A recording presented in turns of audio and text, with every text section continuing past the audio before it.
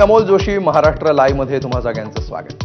पहिली महत्त्वाची बातमी, करुणा मुंडे यांच्याकडून कोर्टामध्ये धनंजय मुंडेंचं अंतिम इच्छापत्र सादर करण्यात आलं। अंतिम इच्छापत्रामध्ये करुणा मुंडेंचा पहिली पत्नी असा उल्लेख आहे। धनंजय मुंडेंच्या मृत्यूपत्रामध्ये 4 मुलांची नावे आहेत। सादर केलेले हे मृत्यूपत्र खरं आहे असा करुणा मुंडे यांनी दावा केलाय। करुणा मुंडेंनी सादर केलेलं मृत्यूपत्र खोटं आहे असा धनंजय मुंडेंच्या वकिलांनी दुसरीकडे दावा केलेला आहे। तर दोन्ही बाजूंकडून आज कोर्टामध्ये युक्तिवाद करण्यात आले आणि आपणच धनंजय मुंडेंची पत्नी आहोत हे सिद्ध करण्यासाठी मृत्यूपत्र आणि या मृत्यूपत्राला जोडलेलं स्वीकृतीपत्र असे डॉक्युमेंट्स करुणा मुंडे यांच्या वतीनं सादर करण्यात आले। मात्र यामध्ये वेगवेगळ्या सह्या आहेत असा दावा धनंजय मुंडेंच्या वकिलांकडून करण्यात आला। त्याचबरोबर करुणा मुंडेंकडून सादर करण्यात आलेली मृत्यूपत्र आणि स्वीकृतीपत्र सोडून इतर सर्व कागदपत्र ही इररिलेव्हंट आहेत, ही गैरलागू आहेत असाही दावा धनंजय मुंडेंच्या वकिलांनी केला। दरम्यान या सगळ्या सुनावणीनंतर करुणा मुंडे भावूक झाल्याचंही दिसलं।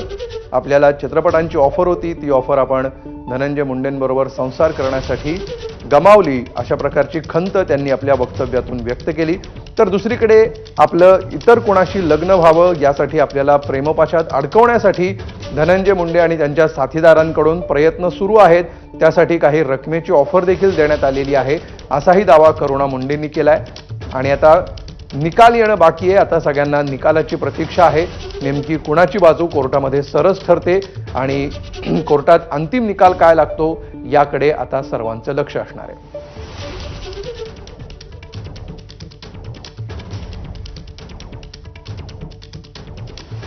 आज गाजणारा सगळ्यात महत्त्वाचा मुद्दा आहे करुणा मुंडेंकडून कोर्टात सादर करण्यात आलेल्या अंतिम मृत्यूपत्राचा। या मृत्यूपत्रामध्ये आपल्या नावाचा उल्लेख आहे असा दावा करुणा मुंडेंच्या वकिलांनी केलेला आहे आणि त्यामुळे या डॉक्युमेंटच्या आधारे धनंजय मुंडे आणि करुणा मुंडेंचं लग्न झाल्याचं सिद्ध होतं असा दावा करण्यात आलाय।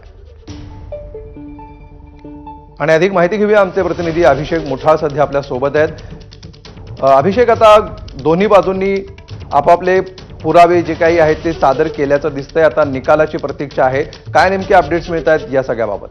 नक्कीच करुणा मुंडेंनी कोर्टामध्ये धनंजय मुंडे यांचं अंतिम इच्छापत्र सादर केल्याचं आपल्याला पाहायला मिळतं आहे। या अंतिम इच्छापत्रामध्ये करुणा मुंडे हे पहिली पत्नी असल्याचा उल्लेख देखील यामध्ये दिसतोय। एकूणच धनंजय मुंडेंच्या इच्छापत्रामध्ये 4 मुलींची नावं आहे आणि सादर केलेलं हे इच्छापत्र खरं असल्याचा दावा देखील करुणा मुंडेंकडनं करण्यात आलाय। मात्र याच वेळी धनंजय मुंडे यांचे जे वकील आहेत त्यांच्याकडनं देखील हा दावा करण्यात आलेला आहे की करुणा मुंडेंनी जे सादर केलेलं इच्छापत्र आहे ते कुठंतरी खोटं आहे आणि त्यामुळे हे कागदपत्र कुठंतरी ग्राह्य धरावे नाहीत अशा प्रकारची मागणी देखील करण्यात आलेली आपल्याला पाहायला मिळते आहे। एकूणच याच सोबत कुठंतरी लग्नासंदर्भातले जे स्वीकृती पत्र आहे ते देखील करुणा मुंडे यांच्याकडनं सादर करण्यात आलेलं आहे।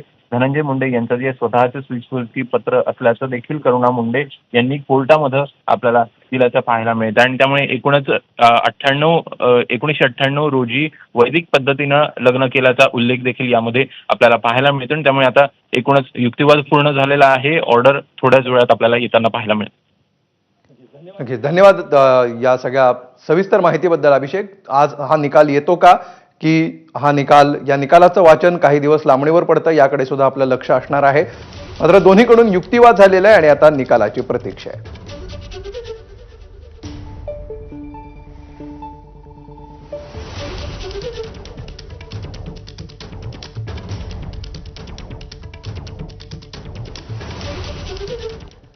तर करुणा मुंडेंनी धनंजय मुंडेंवर खळबळजनक आरोप केलेत। मला जो प्रेमात अडकवून लग्न करेल त्याला